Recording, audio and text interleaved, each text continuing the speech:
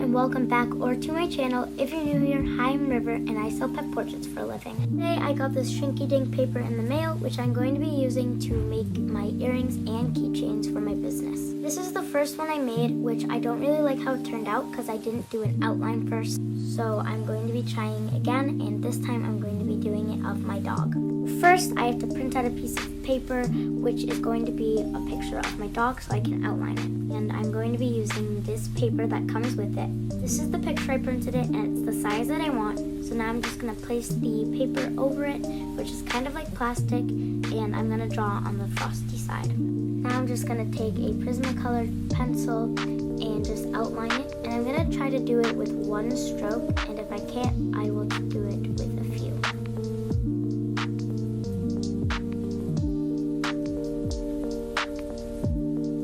Try to minimize what I sketch over because I want most of the drawing just to be my work without having to outline it, and just for it to be a simple outline.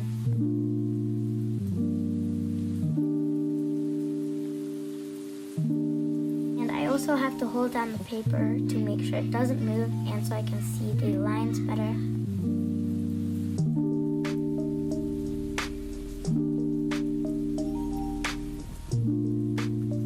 As you can see, part of the ear isn't in the picture and part of the face is covered by the shadows, so I kind of have to sketch it on my own without knowing where it looks like. Here is the outline, and I did do two of them. I'm going to start with the white and black areas, so for that I'm just using Prismacolor pencils.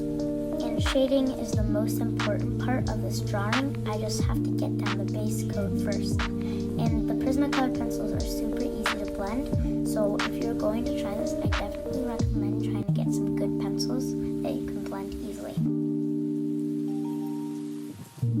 I'm also trying to minimize the amount of colors I use, so it's easier for me to copy from one sketch to another, since I am making earrings.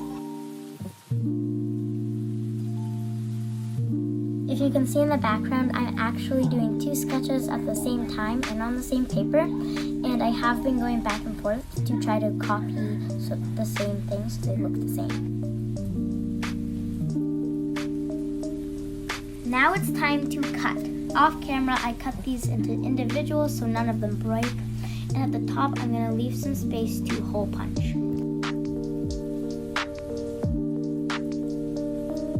Now I'm going to hole punch.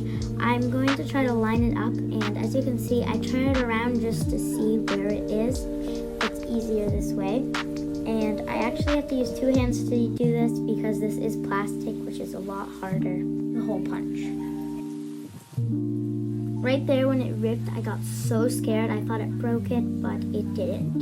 And I just trimmed around the edges to clean it up and make it look a little better.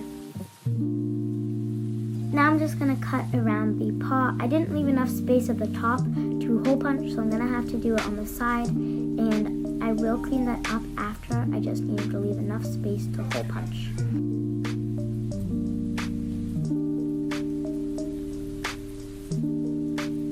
Now I'm just going to clean it up like I said I would, and this will just give it a better look.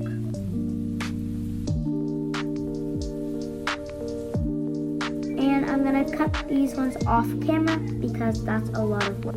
And they are done. I just put them in the oven at 325 degrees Fahrenheit for about 2 minutes, and they have shrunk. The colors obviously kind of pulled together more, so they aren't see-through anymore, which is really good. And this is the little paw I made, which is a little bigger than I was expecting. So I'm going to put it on the back.